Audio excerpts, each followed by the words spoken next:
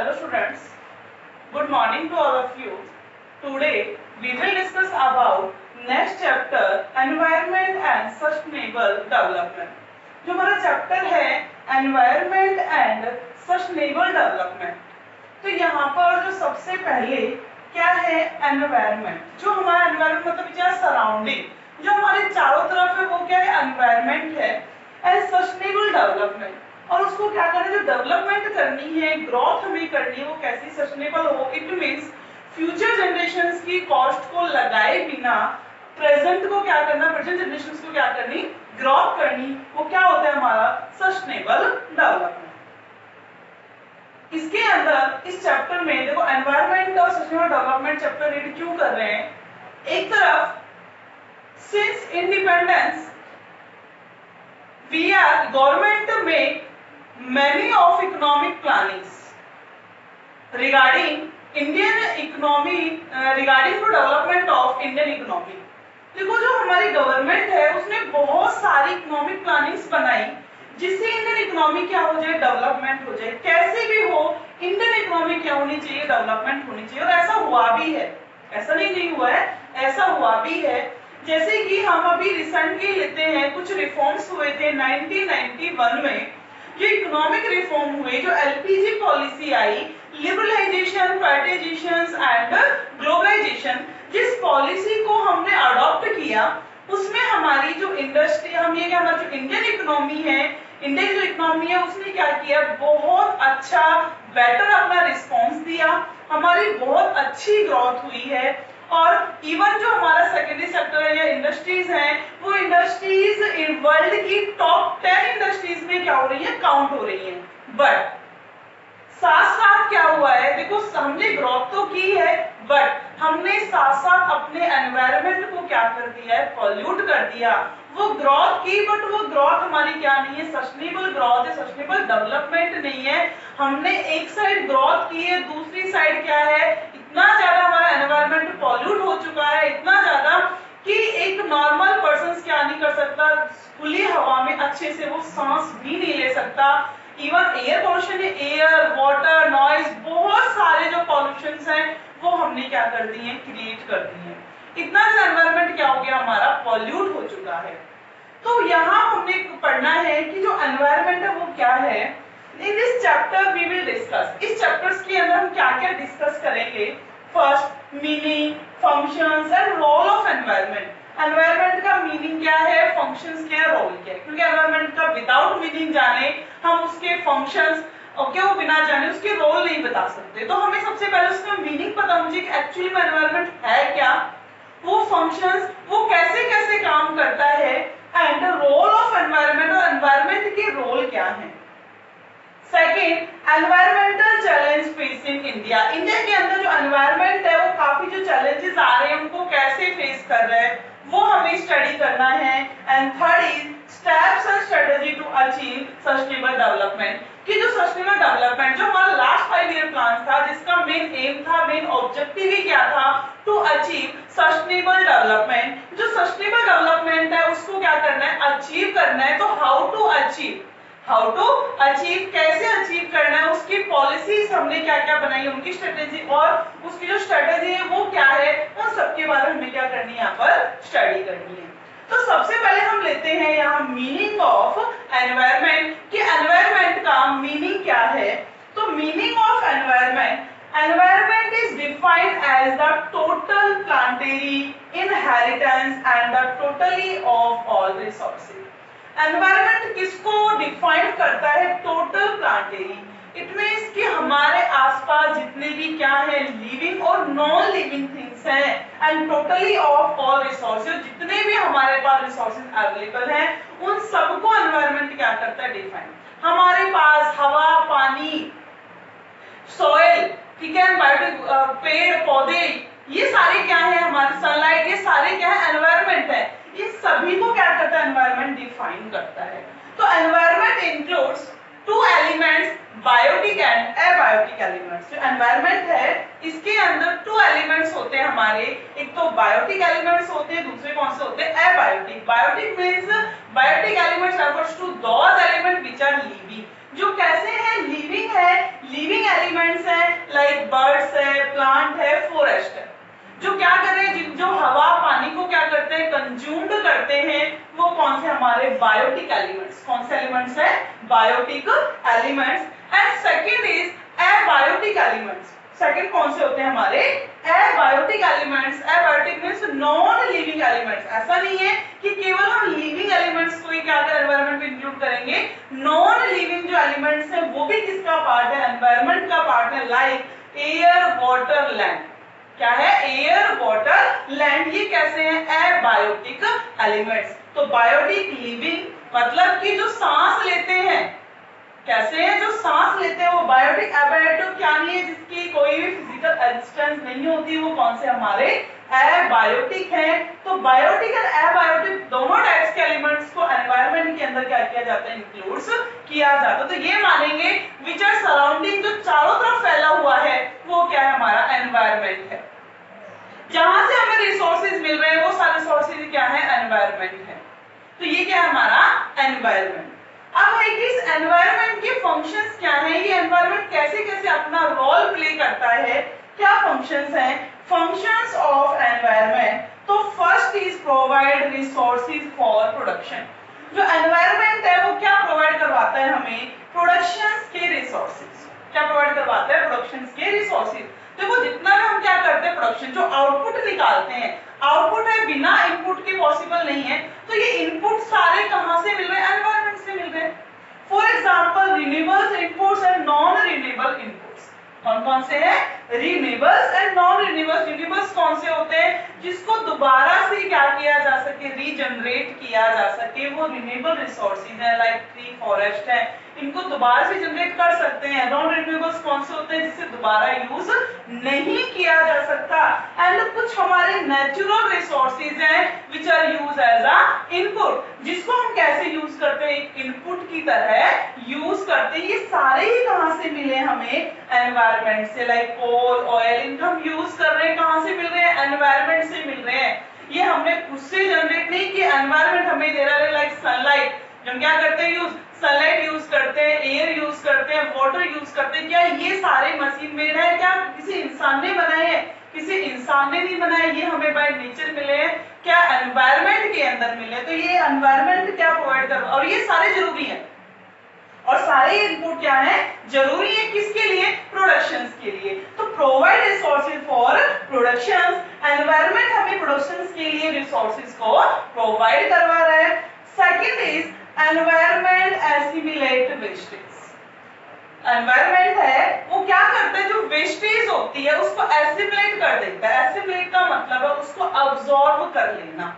क्या कर लेना, उसको अब्सॉर्ब कर लेना। अब ह्यूमन बीइंग्स क्या करते हैं, वो प्रोडक्शंस भी करता है, कंजप्शंस भी करता है। इट मींस ह्यूमन बीइंग्स है वो क्या करता है, ह्यूमन बीइंग्स है वो क्या करता है, बहुत ज्यादा जनरेट करता है किसको, वेस्टेज को, by production and by consumption. Productions के थ्रू और कंजप्शंस के थ्रू ज्यादा से ज्यादा क्या करता है, वेस्टेज को जनरेट। और ये एनवायरनमेंट क्या करता है, उसको अब्सॉर्ब करता है। एनवायरनमेंट क्या करता है, उसको अब्सॉर्ब करता है। फॉर एग्जांपल कि क्या है कि अगर जैसे आपने क्या किया कि वाटर आपने क्या किया, यूज किया है, आपने वाटर यूज कर उसको एज इट इज क्या छोड़ दिया, खुले में छोड़ दिया, थोड़ी देर देखिए वो पानी अपने आप में ऑटोमेटिक वाटर सूख जाता है। इट मींस वो कैसे सूख गया, धरती लेके क्या हो गया, तो ऑटोमेटिकली जो हमारा एनवायरनमेंट है, सनलाइट है, एयर है, सॉइल है, इसने क्या कर लिया, उसको अब्सॉर्ब कर लिया। तो एनवायरनमेंट ही तो है, ये क्या कर रहा है, जितनी भी वेस्टेज होते हैं उसको थोड़े टाइम बाद क्या कर लेता है, अब्सॉर्ब कर लेता है। अब ये मत करना कि मैडम काफी वेस्टेज पड़े रहे तो अब्सॉर्ब नहीं होते,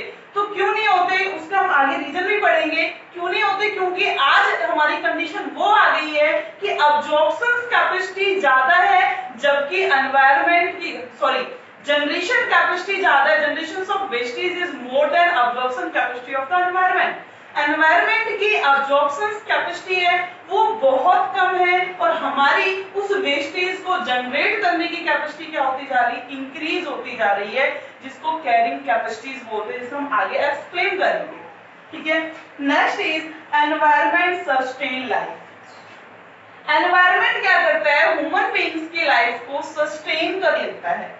क्या करता है, ह्यूमन बींग्स की लाइफ को सस्टेन करता है, लाइक सन, सॉइल, वाटर, एयर। इनके बिना एक ह्यूमन बींग्स की कोई लाइफ नहीं होती। तो हमारी लाइफ में मेन इंपॉर्टेंट रोल ही किसका है, एनवायरनमेंट का है। तो सन, सॉइल, वाटर, एयर क्या कर रहे हैं, हमारी लाइफ को सस्टेन कर चल रही हैं। Third, fourth is it provide aesthetic services. जो एस्थेटिक सर्विसेज हैं ये हमें क्या प्रोवाइड करवाता है, कुछ एस्थेटिक सर्विस, एस्थेटिक्स मींस होता है सौंदर्य, मतलब इतना सुंदर हमें एनवायरनमेंट प्रोवाइड करवा, एनवायरनमेंट इतनी सुंदर सर्विसेज देता है हमें। फॉर एग्जांपल जैसे कि environment includes land, forest, water bodies, rainfall, ये सारे किससे मिले, एनवायरनमेंट से मिले। इसको हम जनरली देखते हैं तो हमें बहुत अच्छा फील होता है। तो ये सारा देख कौन रहा है, एनवायरनमेंट हमारी क्या कौन है, एनवायरनमेंट प्रोवाइड करवा रहा है। हम जैसे बहुत सारे जंगलों को देखते हैं, कितनी अच्छी जंगल है, कहां से आए, एनवायरनमेंट ने दी है। इतनी अच्छी हवा है, पानी है, वाटर, सब कुछ हम क्या कर रहे हैं, यूज कर रहे हैं।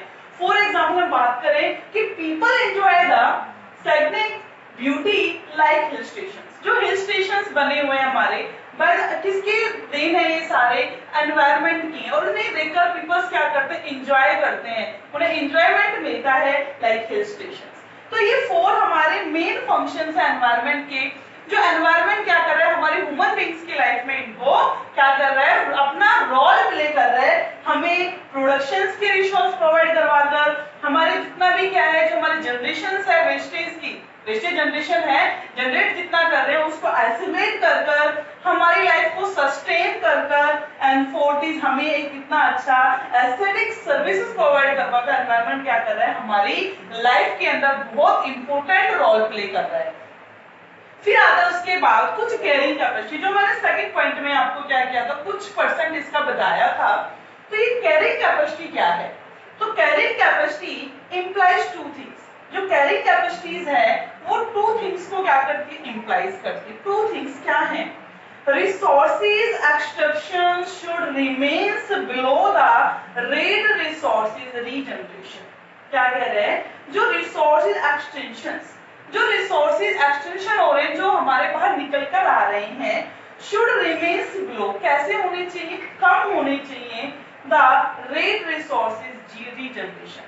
इससे जो रिसोर्सेज का जो रीजनरेशन हो रहा है उससे कैसे होनी चाहिए, कम। इट मींस जो एक्सटेंशन रेट है वो हमें कम से कम रखनी चाहिए, रिसोर्सेज को ज्यादा एक्सेसिव यूज उसका ना किया जाए। इतना यूज मत करो कि फ्यूचर जनरेशंस के लिए आप उसको सेव कर ही ना रख सको। जैसे आज हम ऑयल का इतना ज्यादा यूज करते हैं, आगे नियर फ्यूचर्स में शायद फ्यूचर जनरेशंस के पास ऑयल की क्या पड़ जाए, शॉर्टेज, क्योंकि हम क्या कर रहे हैं, सभी के पास क्या रखते हैं, पर्सनल व्हीकल है, सबके पास क्या है, पर्सनल व्हीकल। सिर्फ पर्सनल व्हीकल का यूज करें, अगर उसकी जगह पब्लिक व्हीकल का यूज किया जाए तो उस ऑयल को, डीजल है, लाइक हमारा पेट्रोल है, इसको सेव कर रखा जा सकता है, बट हम ऐसा नहीं करते। क्या कह रहे हैं, जो एक्सटेंशन कैपेसिटी वो है, रिसोर्सेज है, वो ग्लो मतलब कम होनी चाहिए उसकी रीजनरेशन, मतलब उसको हम दोबारा रीजनरेट करें उससे हमेशा कम। इट मींस रीजनरेशन कैपेसिटी कैसी होनी चाहिए हमारी, ज्यादा, कि ये सोचना चाहिए हमें उसको दोबारा से रीजनरेट कर सकें, जिससे फ्यूचर जनरेशंस भी उसको उसी वे में यूज कर सके जिस वे में आज हम उसे यूज कर रहे हैं।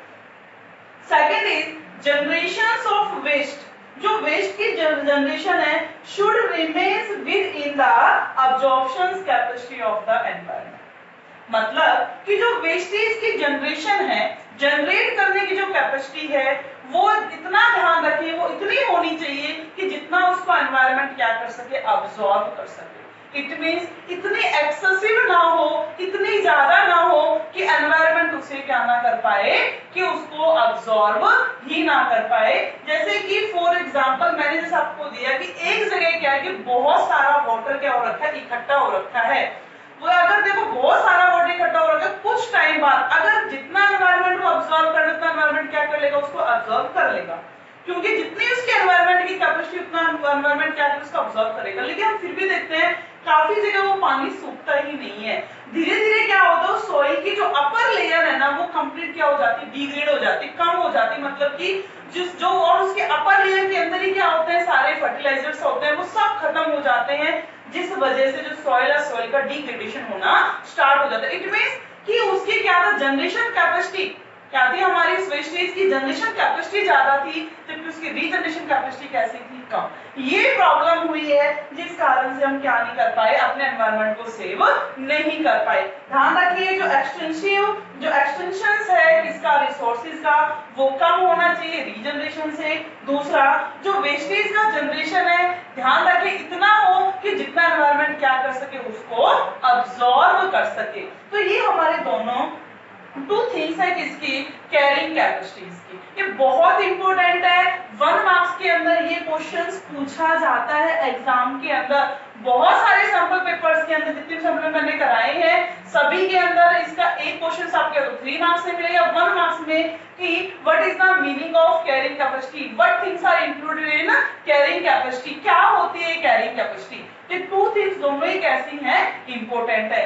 या फिर ये क्वेश्चन पूछ लिया जाता है कि जो कैरिंग कैपेसिटी है ये किसको शो कर रही है, मतलब what is the show of carrying capacity, क्या शो कर रही है, तो क्या शो हो रही है, if those conditions are not fulfilled, अगर कैरिंग कैपेसिटी को यूज ना किया जाए, इसको ध्यान में ना रखा जाए, इसको फुलफिल ना किया जाए, then environment fail to perform its vital functions of life sustenance. मतलब कि एनवायरनमेंट हमारी लाइफ में जो से रोल प्ले करने थे वो रोल कभी भी प्ले नहीं कर पाएगा। It leads to the situations of environmental crisis। जो किस चीज की सिचुएशंस को लीड्स कर देगा, एनवायरमेंटल क्राइसिस, मतलब कि एनवायरमेंट की आलोचना। कि जैसे हम कहते हैं कि जो हमारा क्या है कि जो हमारा ताजमहल है, क्या है ताजमहल, वो उसकी जो बिल्कुल क्या था, वो व्हाइट पत्थर व्हाइट स्टोन से बनाया गया था, धीरे धीरे क्या होता जा रहा है, ब्लैक पड़ता जा रहा है। कारण क्या है, कारण ये कि एनवायरनमेंट इतना पॉल्यूट हो चुका है, उसका असर वहां भी दिखाई दे रहा है। तो वो क्या था, हमारे टूरिज्म में इतना अच्छा प्लेस था कि लोग उसके क्या करने जाते, एज ए टूर वहां पर ट्रैवल करते थे, जिससे हमारी गवर्नमेंट की इनकम भी बढ़ती थी। बट धीरे धीरे क्या होता जाएगा, अगर ऐसे एनवायरनमेंट पॉल्यूट होता चला गया तो धीरे धीरे क्या होता चला जाएगा, हमारी जो भी हमारी जो हम ये कहें कि अर्थस्टेट जो सर्विसेज हैं उनके अंदर क्या आती चली जाएगी, कमियां आती चली जाएगी। क्लियर हो गया।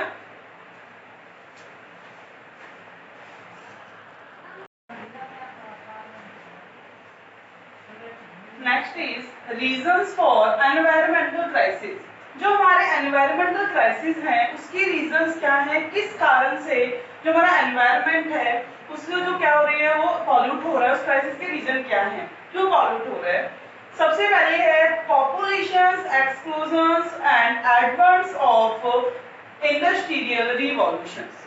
जो हमारी पॉपुलेशंस है जो कॉन्टिन्यूअस क्या होती जा रही है, इंक्रीज होती जा रही है। जो कॉन्टिन्यूअस इंक्रीज हो रही है इट मींस जो डिमांड है, increase in demand of resources and natural resources, advent of industrial revolution, तो इंडस्ट्री भी क्या हो रही है हमारी उसी के अकॉर्डिंग इंक्रीज हो रही है।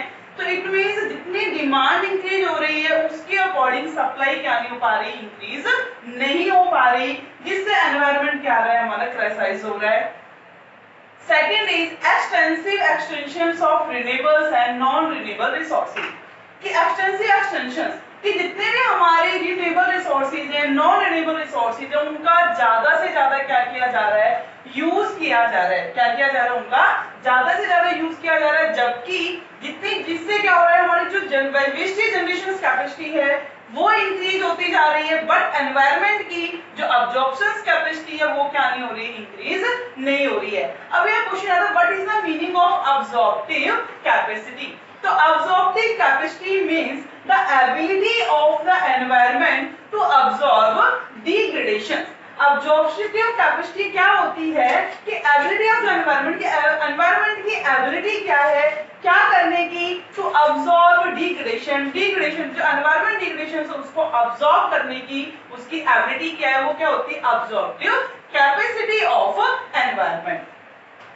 नेक्स्ट क्या है, जो एक्सटेंशंस ऑफ मैनी रिसोर्सेज, जो बहुत सारे जो रिसोर्सेज हैं, क्या है, वो सारे रिसोर्सेज हैं जो किसके थ्रू यूज किए जा रहे हैं, पर्संस के थ्रू यूज किए, इंडस्ट्रीज के थ्रू यूज किए जा रहे हैं, वो बहुत ज्यादा एक्सटेंसिव हो रहे हैं, मतलब वो बहुत ज्यादा उनका क्या हो रहा है, यूज किया जा रहा है, एक्सेसिव यूज। एक तो होता है कि प्रॉपर यूटिलाइजेशन होता है, ऑप्टिमम यूटिलाइजेशन, बट हमारी कंट्री में रिसोर्सेज को कैसे यूज किया जा रहा है, फुलर या फिर एक्सेसिव यूटिलाइजेशन, जिससे जनरेशन जो वेस्टेज जनरेटिव कैपेसिटी है वो क्या होती जा रही है, इंक्रीज होती जा रही है।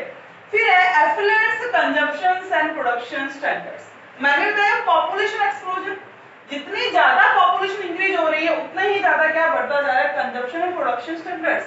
क्योंकि आज हमारी जो डिमांड है वो लिमिटेड नहीं है। क्या नहीं, हमारी डिमांड लिमिटेड नहीं है। अगर हम बात करते हैं 1991 से पहले की, कब से 1991 से पहले की, कि उस टाइम सबसे ज्यादा जो की रोल था हमारी कंट्री में किसका था? गवर्नमेंट का। किसका था की रोल? गवर्नमेंट का। गवर्नमेंट जो चाहती थी कंज्यूमर उसी की क्या करता था? डिमांड। इट मींस जो गवर्नमेंट ने कह दिया जिस गुड्स की सप्लाई मार्केट में होगी कंज्यूमर को वही क्या करनी पड़ती थी? परचेज करनी पड़ती थी। बट आफ्टर 1991 जब हमने 1991 में किसको अडॉप्ट कर लिया? एलपीजी पॉलिसी को अडॉप्ट कर लिया। जहां ग्लोबलाइजेशन आ गया, प्राइवेटाइजेशन आ गया, उससे क्या हो गया? कंज्यूमर को सॉवर्जिनिटी मिल गई। कंज्यूमर को क्या मिली है? कंज्यूमर सॉवर्जिनिटी। कंज्यूमर को इतनी फ्रीडम मिल गई है वो कुछ भी डिमांड कर सकता है। जब वो कुछ भी डिमांड करेगा, वो जैसे डिमांड करेगा प्रोसेस के अकॉर्डिंग क्या करेगा? प्रोडक्शन करेगा। इट मींस जितना कंजप्शन बढ़ता जा रहा है उतना ही प्रोडक्शन इंक्रीज होता जा रहा है। इट मींस इतना ज्यादा प्रोडक्शन और कंजप्शन हो रहा है हमारा, जिस वजह से हमारा एनवायरनमेंट क्या होता जा रहा है? क्राइसिस होता जा रहा है। आज हमारी डिमांड कभी खत्म नहीं होती है। प्रोड्यूसर्स क्या करते हैं? डिमांड की बॉडी क्या करते जा रहे हैं? प्रोडक्शंस करते जा रहे हैं। फिर है air and water pollution due to development process. जो हमारी डेवलपमेंट प्रोसेस हो रही है जिसके कारण एयर और वाटर दोनों क्या हो रहे हैं? पॉल्यूट हो रहे हैं। इसके एक सिंपल सा एग्जांपल लेते हैं हम, किसका? जो मैंने इससे पहले वाला चैप्टर आपको करवाया था, क्या? इंफ्रास्ट्रक्चर्स। कौन सा चैप्टर करवाया था? इंफ्रास्ट्रक्चर्स, जिसके अंदर इलेक्ट्रिसिटी को या पावर को जनरेट करने का सबसे ज्यादा जो कंट्रीब्यूशन है किसका है? थर्मल पावर स्टेशंस का। किसका है? थर्मल पावर स्टेशंस का।